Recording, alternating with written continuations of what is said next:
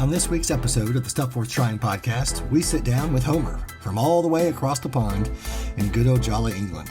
It's an amazing conversation about how the boys across the sea took the 30 for 30 concept and made it their own with a few simple tweaks and adjustments. You'll definitely want to give this one a listen, and Homer shares with us the 5 core principles they put into place to convert their 30 for 30 into a forge for high impact men. This is definitely stuff worth trying.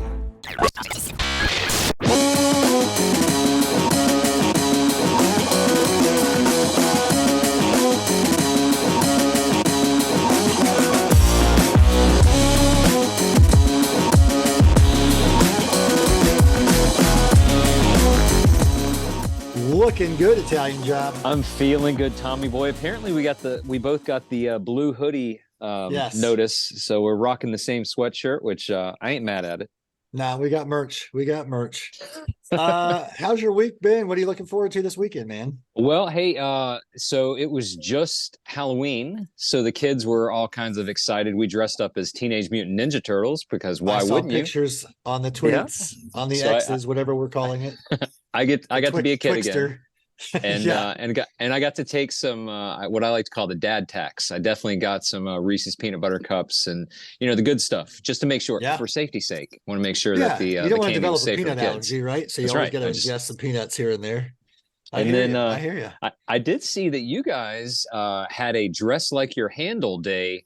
Is that something you guys do every year in Greensboro for Halloween?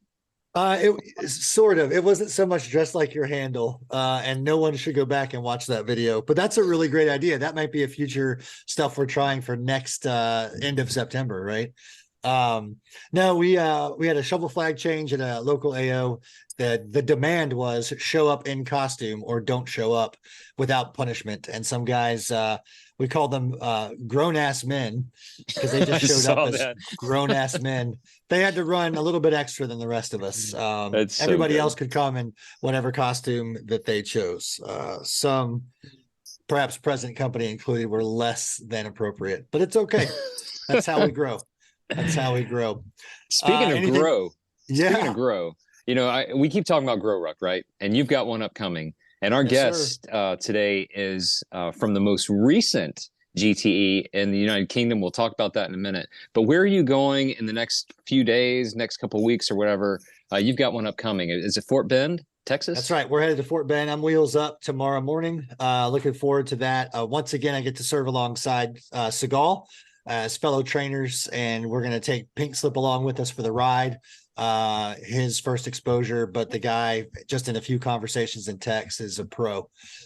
So we're fired up for that. Anybody who gets a chance to spend time with Seagal and Pink Slip, just say yes. Don't even ask where you're going. Just jump in the back seat and buckle up. It's going to be a great time. You and I know we talked about it before. We're certainly biased, but that Grow School experience is hands down my sweet spot. I just love seeing the look in guys' eyes when their hearts are unlocked and they're ready to apply that knowledge to not just the GTE event overnight, but what happens on Monday morning, right, and beyond. The way I like to phrase it is, welcome to the first day of the rest of your life. That's right. Yeah, life is now starting over with a new vision in mind of how can I impact my community a little bit better, being a better father, a better husband. And speaking of which, let me introduce, and I'm going to read through something that I wrote down for our guest today. Our guest is Homer. Homer is out of Southeast United Kingdom, Guildford, United Kingdom. He is a dad and a husband, works in banking and finance. He's the first FQ of The Way, which was an AO that launched about 2 years ago. He was the host Q for GTE 42 in the United Kingdom. He is, to be just, I'm going to go off script and just tell you, Homer's one of those guys that when things go down, you look in his direction because he's gonna pick up the log and run with it. He's the guy that is strong physically, mentally, spiritually, emotionally. He's the type of leader that this world needs more of. He's a guy that when my daughter asked me, I brought home my daughter and my son's sweatshirts from United Kingdom. And my daughter said, what did you get, Daddy? And I said, I got 38 new friends. And one of those friends is Homer, Marcus Wilcock. Welcome to the Stuff Worth Trying. How you doing, man? How are things a couple weeks removed from GTE 42? Yeah, hey guys, thanks for inviting me on the show tonight. Super excited to be on here.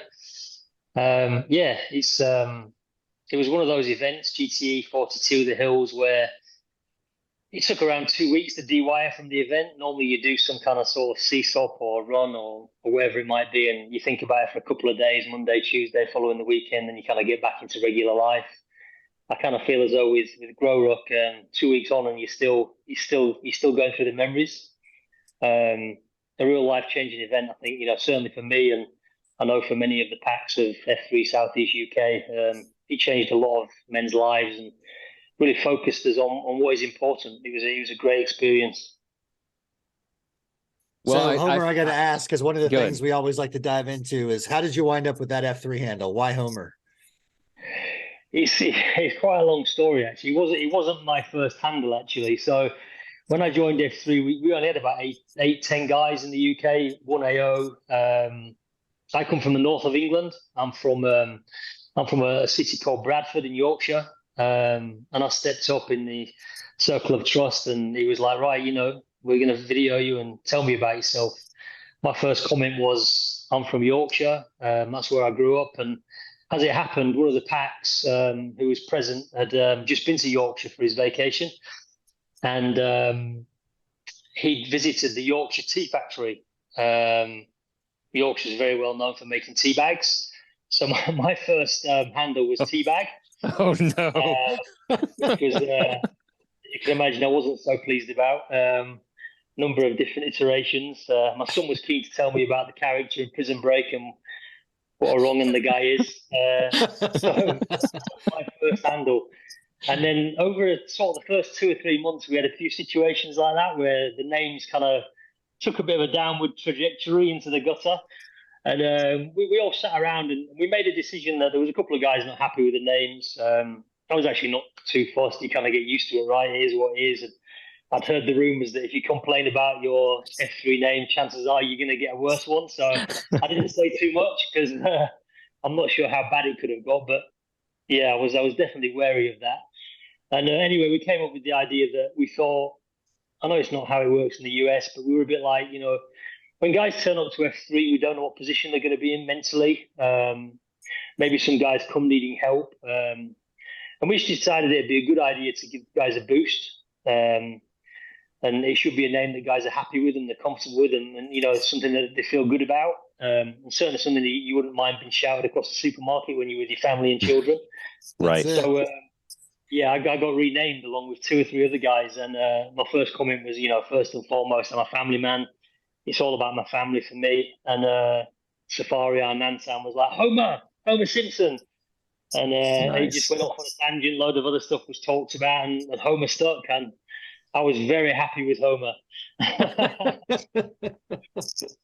For all the right reasons. Yeah, it was a nice change from Teabag. Hey, Tommy boy, when we were in England before the GT events got started, Friday morning, we went and worked out in Cranley, and they did something called 30-30. It was 30 minutes of exercise followed by 30 minutes of conversation, and we just happened to be talking about shorties. That was the conversation. And as we sat around the circle with 20 some odd guys, I realized that the only thing different between the UK and the US packs is the accent.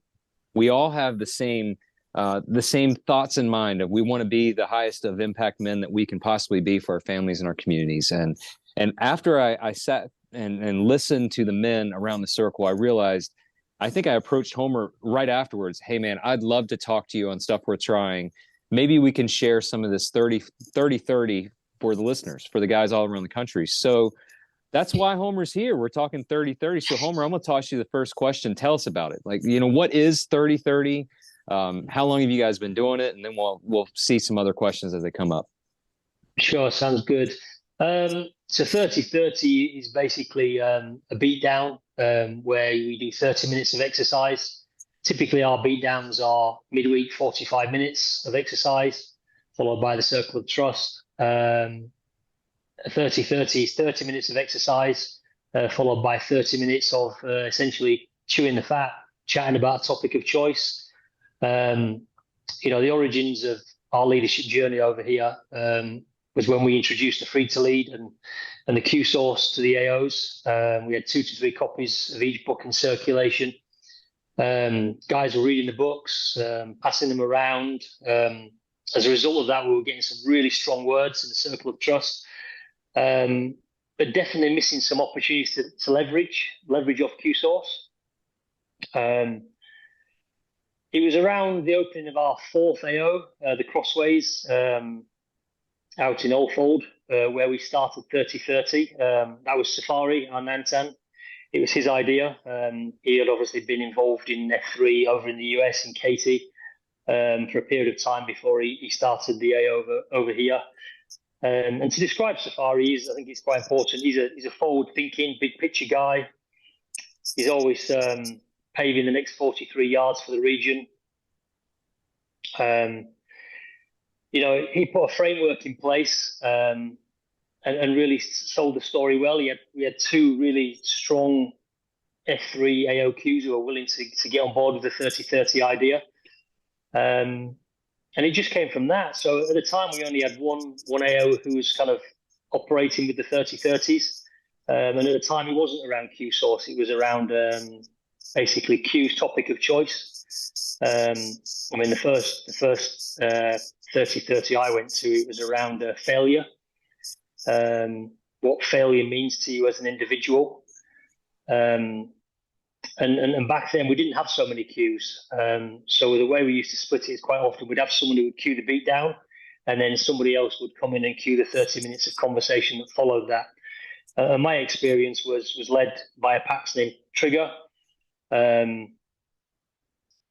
It was an amazing beatdown. The beatdown was run by Chisel, a 20-something 6'4" fire breather. So we had 30 minutes of excruciating exercise. It was real UK winter time, 15 to 20 centimeters of water on the floor. It was pouring down with rain, 0 degrees Celsius, 30 Fahrenheit for you guys. It was cold, man. So I just remember we had this great beat down, and then everybody layered up with coats, hats, gloves, scarves. We were drinking hot steaming coffee, and yeah, it just felt surprisingly comfortable. And I was hooked. For me, it was like, this is great. This needs to be rolled out. I remember talking to Safari and saying, we need to find a way of incorporating Q source more into what we're doing. Essentially, there was interest to lift leadership across all the AOs. I think the physicality of the beatdowns was going really well. Guys were getting fitter, they were getting stronger, they were getting physically much better, but we were just missing that softer side, the mental angle. And as I say, I spoke to Safari about it. He'd been through it before. I mean, he led this really. We spoke about it a lot together, but it was his idea, and I couldn't have done it without him. He's an amazing guy. All credit to him for the way he got this started. So yeah, we sort of from there we were like, where do we go? I'd been reading Q source on Twitter, so I had a bit of an insight into how things work in the US, and we were just trying to work out a way of how we could integrate the Q source into the beatdowns and maybe how we would get 30-30 across to the guys. I knew there'd be some resistance. We were quite early in our development and our journey as in F3 in the UK. We were probably 12, 13 months in since we started. So not everybody was fully into the F3 language and wording. And, I knew it was going to be a bit of a challenge. I like the 43 yards. That's my favorite part of this conversation so far. Not 43 feet. It's 43 yards. Yeah. But that takes me to a couple things, because IJ set it up that all that's different is our accents, right? And at the end of the day, we're first and foremost, we're all dudes, and we're trying to get better. I also want to point out the admiration I have that you guys had the realization you don't know how men have found you, where they're coming from, what their need is after that first workout, and to honor and respect that. Makes me think back to, golly, it was probably a year ago, maybe 18 months ago, Paddy Pimblett blew up on social media because of his message after losing a friend who everybody assumed was in a good space in his head and he wasn't, and made a permanent decision for a temporary problem. And he spoke up after a fight. If you're hurting, say something to somebody. And I just think about how powerful that is when you make these assumptions and then they come crumbling down after you realize that somebody is not on that pedestal that you assumed that they were on, and how you wish that they would have spoken up because the world just sucks without them there. Which leads me to the question of what one thing, because you had that realizing moment in the bitter cold that this was really something that was going to fuel your fire. What one thing would you say to a guy who hears that and says, well, why do I need that? Why do I need my fire is fine. Why do I need my fuel, my fire lit with a new fuel? Yeah, I think, more than anything, it just gives guys and packs an opportunity and a platform to speak frankly and to be honest in a safe environment. Italian Job, you were there at the 30-30 we had in the UK, and I'm going backwards here, but I say we developed this framework with a bit of an introduction around basic ground rules, and it just provided that safety net for guys, around trying on what someone else is saying before dismissing it, being sensitive about dominating discussion, no sidebar discussions, one person speaks at a time. Everybody's journey and perspective has the ability to be positively impacted by another. These are all things that I think, putting those sort of key ideas in place, it gave guys, the freedom to speak out and feel in that trustworthy environment. I actually threw it out there to a couple of other guys today who I'm pretty close with, and just what was it that you think is good about 30-30, and I wrote a few of the quotes down here, and one of the guys said, Sticks, good friend of mine, anyone can join a boot camp or a fitness class and get fit and make friends. 30-30 elevates this to another level, and it gets you to make real friends, debate hard topics, and get an unfiltered participation. At work, you're likely to hold back, as with friends and family. But since you've been in the dirt, the wet, the mud, the tarmac, with your fellow F3 packs, it sets the foundation for open and honest discussions. And I think for me, that really encapsulates what 30-30 is all about. I think that covers everything. I've got two or three other things. Yeah, we had some guys who really weren't keen on the idea. I knew there was going to be some resistance, but I didn't realize how difficult it would be to get guys on board. We had a minority who were chomping at the bit and couldn't wait to get started. And I think we learned a lot, actually, from the process, the communication, about how we delivered the idea of 30-30. Maybe we rushed it a little bit, in the communication. Maybe we should have given guys a little bit longer to think about it and work out what it was all about and what it meant. So it was a good learning curve for us when we first started talking about it. Just trying to think of some of the things the other guys said about it that'd be worth mentioning. Roach, another guy who you guys have met, I checked with these guys, it was okay to mention the names, and he said, I think it's about getting endorphins pumping around the blood. It's the perfect way to give guys a non-narcotic confidence to talk about things they would not normally do. We have a huge problem with male suicides around the world because men don't like talking when they have a real problem. By giving men the confidence to talk openly, we could be the generation that helps make a change. 30-30 is a facilitator for delivering that confidence. Great quotes. Oh, yeah. Put that on a t-shirt, man. That was huge. Yeah. Yeah, the real core of what 30-30 is all about. Yeah, I just love the concept that we've said it before. There are times where you're riding high and you can lift a guy up, and there are other times where you're down at the bottom and you need to reach your hand up and have someone pick you up. We like to say in a COT, when you look around, there's a guy who has gone through what you're going through, is going through what you're going through, or will go through what you're going through. And there's just something special about those times when the defenses get let down and you realize that the men around you are there to listen and support, not to judge, not to tell the story to their wives or to social media or to everybody else. Can you believe what Homer said this morning? That's not what it's all about. What it's all about is just speaking your mind. And gosh, it's amazing when you realize that the guy that you look up to, the guy you admire, is going through it the same way that you are going through it. There was a point during the Ruck event in the United Kingdom where I won't mention his name, but there was a guy, and he wanted to tap out, just couldn't go any further. And I said, and we walked and talked for a while, and I said, is there anybody around this group that you just really look up to? And he said, oh, it's Homer. I really look up to Homer. That guy, he's got a great family, and he's got a great life, and he's a great leader, and I just don't have any of those things. And I said, no, that's not it, man. That's not the case whatsoever. And Tommy Boy, throughout the course of the evening, that guy was carrying the flag for his platoon the entire evening. And at the sunriser, I asked him to speak, and reluctantly he stood up, and I said, why did you want to quit? And he said, I didn't think I could lead anybody. And I still don't think I did anything. All I did was carry the flag. I said, but you carry the flag as the leader. Everybody in the platoon followed you. You were the leader. And then Tommy Boy, all the guys were like, man, I'd follow you anywhere, man. I'd follow you through a brick wall. And just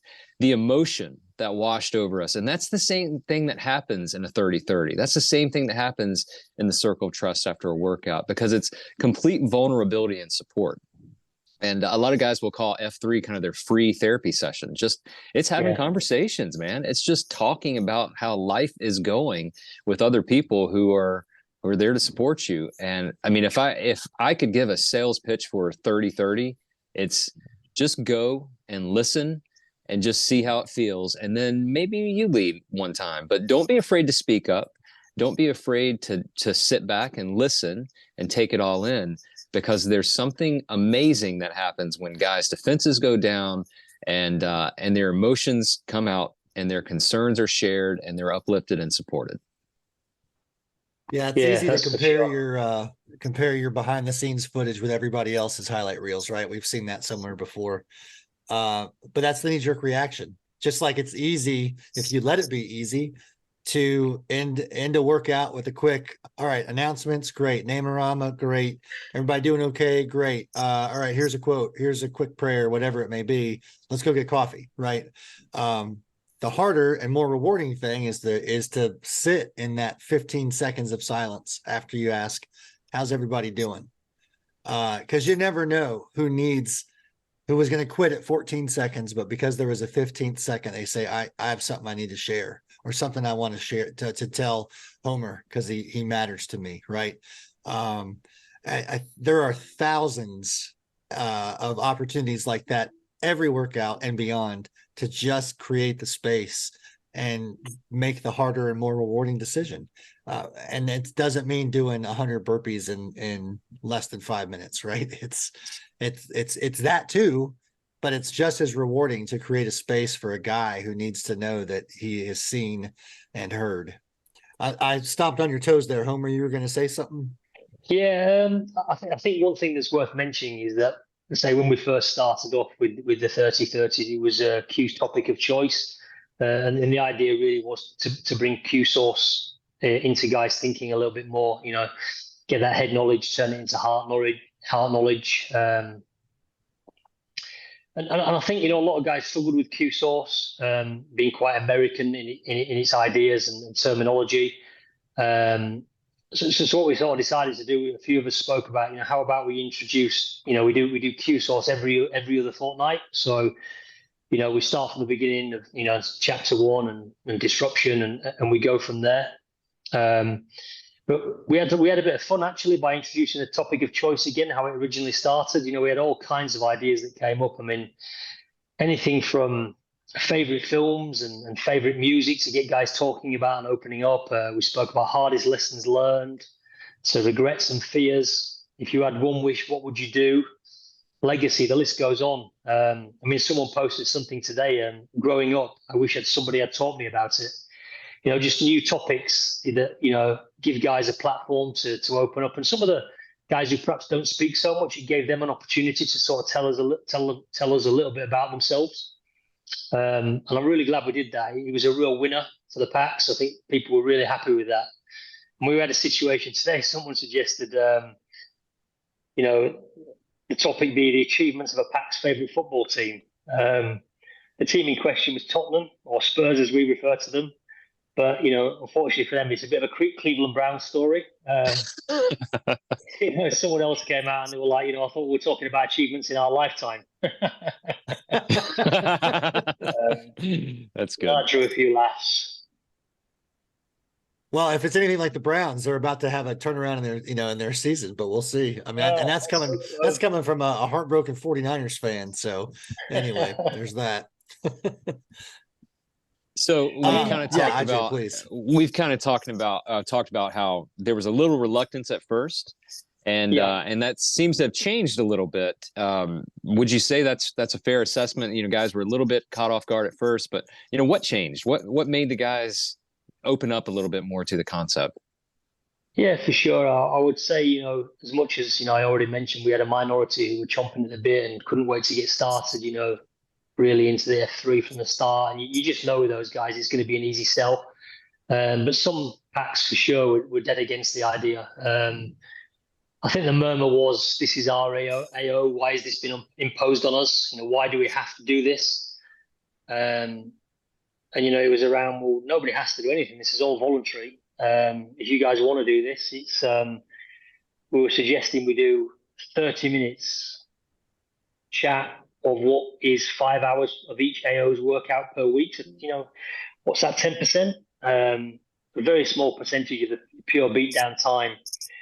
And it was really difficult. It was a lot harder than I ever imagined to sell the idea. And I think the most rewarding thing has been the guys who come up to me and other guys and said, I'm so glad we did this. There was guys out there, and I was speaking to one of them today, and I asked if he would mind if I mentioned his name. And you met the guy, it's Dovetail. He was cool with me mentioning his name. He didn't want to do 30. He didn't want to do 30-30. He didn't want to do the leadership piece in Q Source. It's not for me. I don't need a book to tell me how to be a leader. And the great thing about Dovetail is he says it as it is. He tells you exactly what he's thinking, and it's awesome because you just know where you stand. He's very honest and open, and I think it's so easy to deal with people like that when they're so open and honest. But he chose not to attend the first, I think, 2 or 3 30-30 sessions on Q Source, and at the time he was the AOQ of the Way in Guildford. And he sort of said to me, I just felt as AOQ, I need to support this. It feels like the right thing to do. I'm going to come along and, and show the guys that, I want to be involved. And he openly said he was surprised. He really, really enjoyed it. He didn't think it was a waste of time. He took a lot out of it, and he felt as though there was a lot to learn. And I think those guys who initially weren't for it and then have really come to enjoy it have been the real success stories. He told me a few things today. The reason I think they're a good idea is it gives guys an opportunity to come out of the shell. It's brought us a lot closer as a group, and it's what's missing from a lot of men's lives. The freedom to talk without judgment. That's quite telling. I think a lot of guys out there are afraid to say what they think. They don't feel that they have the freedom or maybe the platform to really open up. And that circle of trust, it just gives guys that platform to say exactly what they're feeling, and that's good for everybody, to get your opinion and your thoughts out there and see how you feel. And then it's amazing, to your point earlier around, once you do start saying those things, it's amazing how many other people go, oh yeah, I've been through that. And it never fails to astound me how many people do that. It's like, oh yeah, I've been through that as well. And they say, don't they, a problem halved is a problem shared is a problem halved, and that's so true of this situation.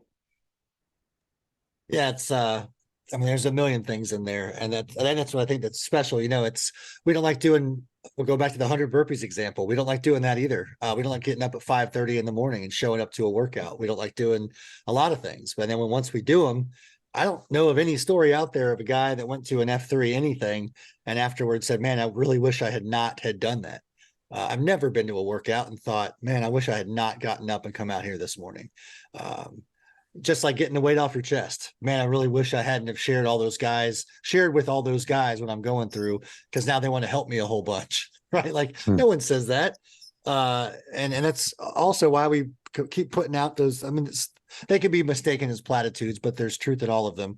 Do the hard thing, embrace the suck, eat the frog, right?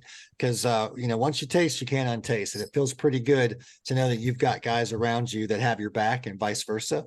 It's the whole never above, never below, always beside mentality that can change lives and consistently changes lives.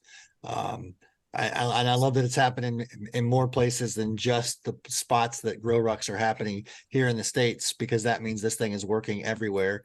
It's time tested and true. And at the end of the day, if it doesn't challenge you, then it doesn't change you. So then what's the point?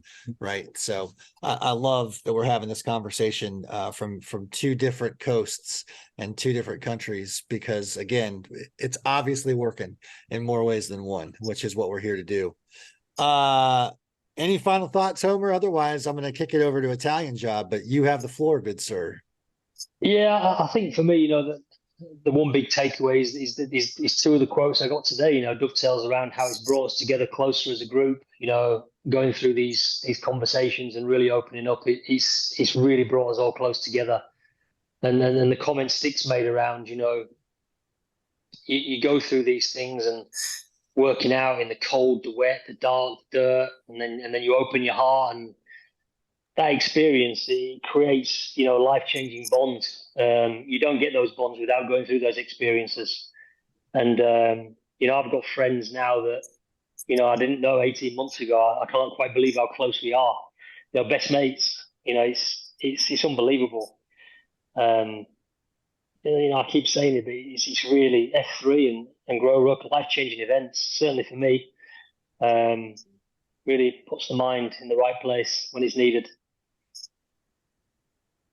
Well, I'll tell you, Homer, it has been an honor, always is, to have those conversations. I've told my coworkers I would go back tomorrow, and it was a challenge. The event was a challenge, obviously. That's supposed to be that way, but just the support.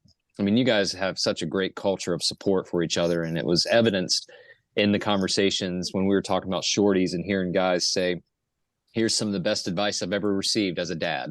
And here's this is something I wish I would have done 25 years ago, but you young bucks, you've got a son who's 2 weeks old. Let me tell you something you need to be aware of. And just that openness and some of the stuff we're just joking and cutting up with each other. And then some of the stuff is really heavy. It's heavy stuff that you need to hear. Tommy boy, you mentioned something earlier and it kind of stuck with me. About how we compare ourselves, to everyone else's highlight reels. And just the other day, I wrote something about that. I said, we judge ourselves by our intentions. We judge everyone else by their actions. We also compare our mistakes to everyone else's highlight reels. Instead, how about we run our race and let them run theirs? Comparison is the thief of joy. And our friend Jamie Vance Roseborough, Rapido, said, we tend to perceive ourselves as we perceive how others perceive us. Let's not do that. So I say all that to say, what's great about the 30-30 is you still get the beat down. And I promise you, Homer brought it, even though we were late. It was not my fault, by the way, Homer. I would like to point out it was not my fault that we were late. But the beat down was great. But the best part about it was those conversations afterwards and just the transparency, the vulnerability, the support, the love, the respect. It was just, that's the stuff. Every man in this world wants to be honored and respected. A lot of guys, their love language is to be known that, hey, I can count on you and you are reliable and consistent. And a 30-30 is one of those times where you just shine. And a guy will either, like I said, you're either showing the way or you are behind the guy with the flashlight where he says, hey, come over here. Let me show you how to go. I like to say it, and I say it almost every one of these podcasts. We're just beggars showing other beggars where to find bread. That's what it's all about, man. That's what it's all about. Just sharing that with everyone else. So Homer, thanks for sharing with us a little bit about what's going on in the UK, the 30-30 concept, and kind of the challenges that you saw and the benefits that you saw on the other end of it. So again, thank you, Homer. Appreciate it, brother. Just really appreciate you being with us today, sharing some stuff. Tommy boy, I'm going to go on mute so I don't cough all over the mic and hand it back to you, my friend. That sounds dangerous.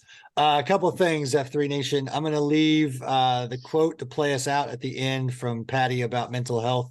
Take a moment to listen to that. Maybe that'll guide you into some COT conversation, some 30-30 for conversation. Secondly, as I hear you talk, Homer, I think a lot about a book I'm currently reading called It Takes What It Takes. and it's how to think neutrally and gain control of your life. It's by a gentleman named Trevor Moad. Sadly lost his life a couple years back after a 2-year battle with cancer. Phenomenal read. I highly recommend it. If you guys are out there doing book studies, pick it up and give it a crack. That being said, keep the good news coming, fellas. Keep the bad news coming. If you need assistance with something, let us know. Don't hesitate to reach out to us on Slack, on X/Twitter at F3SWT. Let us know what you're up to. Be braggadocious about it, because if it's working for you, odds are it's going to work across the pond and beyond. Until we hear from you, we'll talk to you next week. Be good, or be good at it. Appreciate you, man. Thank you.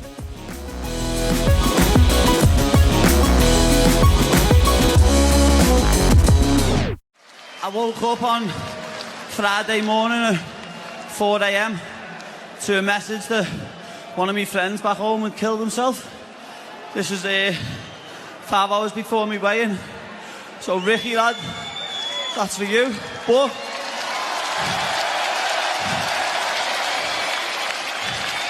there's a stigma in this world that men can't talk.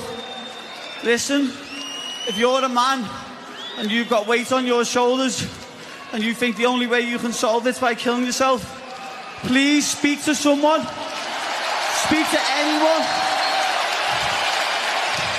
People would rather, I know I'd rather me mate cry on my shoulder than go to his funeral next week. So please, let's get rid of this stigma and men start talking.